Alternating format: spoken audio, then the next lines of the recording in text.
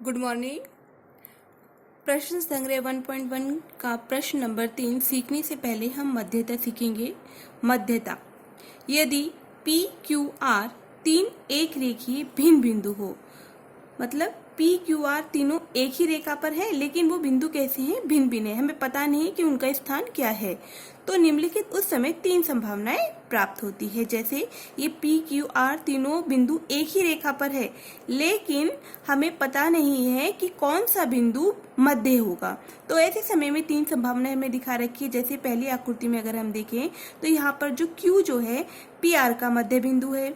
दूसरी आकृति में देखेंगे R जो है PQ का मध्य बिंदु है, और जो P जो है RQ का मध्य बिंदु है। तो इस प्रकार तीन संभावनाएं हमें प्राप्त होती है।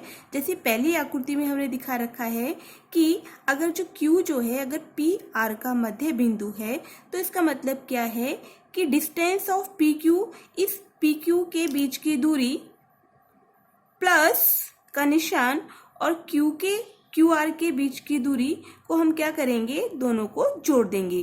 PQ प्लस QR, इन दोनों को जोड़ दिया, बराबर का निशान, ये किसके बराबर होगा? डिस्टेंस ऑफ PR के बराबर होगा। यहाँ पे हमने लिख के दिखा रखा है, देखो PQ के बीच की दूरी प्लस QR के बीच की दूरी बराबर किसके बराबर होगा? डिस्टेंस PR के बीच की दूरी के बराबर होगा। अब देखो अगर हम यहाँ पर देखें तो जोड़ में अगर हम देखें तो Q जो है दोनों में आ रहा है, इसका मतलब दोनों में आ रहा है, तो Q इसका क्या है? मध्य बिंदु है, आकृति से पता चल रहा है।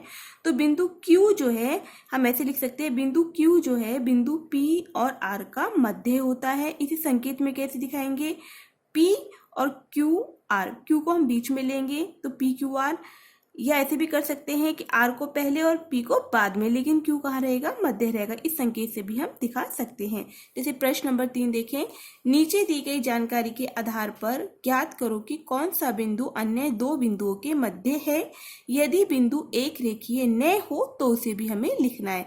अब इस प्रश्न में देखो, ये दे रखा है हमें PR के बीच की दूरी हमें दे रखी है 7, और PQ के बीच की दूरी दे रखी है 10, और QR के बीच की दूरी दे रखी है 3। तो बच्चों इन प्रश्नों को हल करने के लिए हम क्या देखते हैं? जो सबसे बड़ी जो दूरी है, जो सबसे बड़ा मान है, जैसे हम देखें 7, 10, 3 में जो सबसे बड़ी संख्या क्या है? 10 है।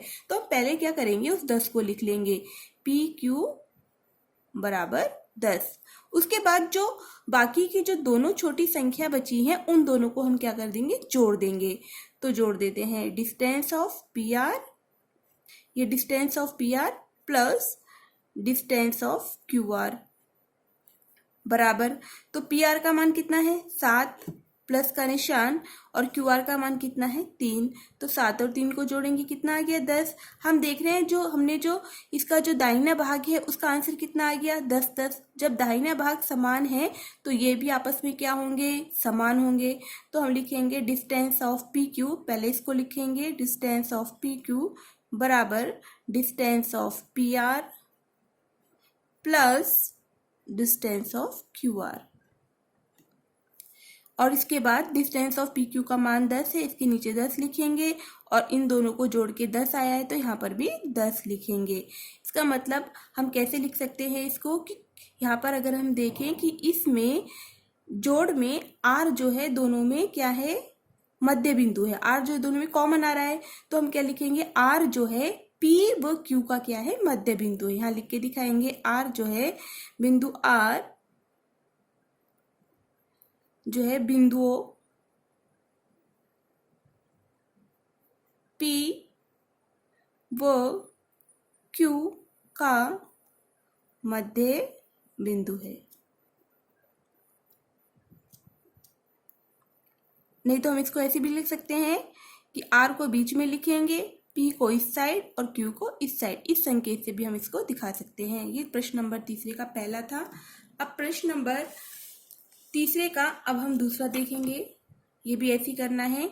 यहाँ पे हमें RS के बीच की दूरी 8 दी है, ST की 6 दी है, और RT की कितनी दी है? 4 दी है। तो सेम वैसी जो संख्या सबसे बड़ी है, जैसे 8, 6, 4 में कौन सी संख्या बड़ी है? 8। तो पहले सबसे पहले उसको लिखेंगे RS बराबर 8, और बाकी दोनों जो छोटी संख्या उनको जोड़ देंगे।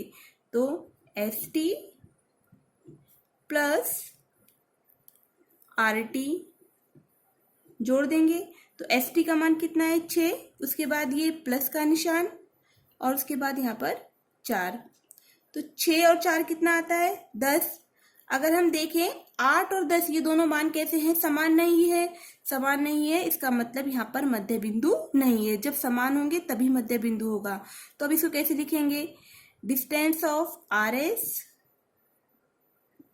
बराबर का निशान पहले लगाएंगे, उसके बाद इसको लिख लेंगे ST plus distance of RT।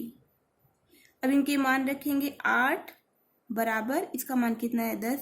अब ये दोनों मान बराबर हैं क्या, नहीं, इसलिए हम क्या करेंगे, बराबर के निशान को काट देंगे और यहाँ नीचे भी काट देंगे। इसका मतलब है कि ये आपस में इनका मध्य बिंदु नहीं है। तो यहाँ पे लिखेंगे कि जो बिंदु T जो है,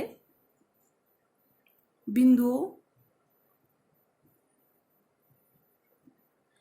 S व R का मध्य बिंदु नहीं है। इसके बाद आगे का प्रश्न हम अगले वीडियो में देखेंगे।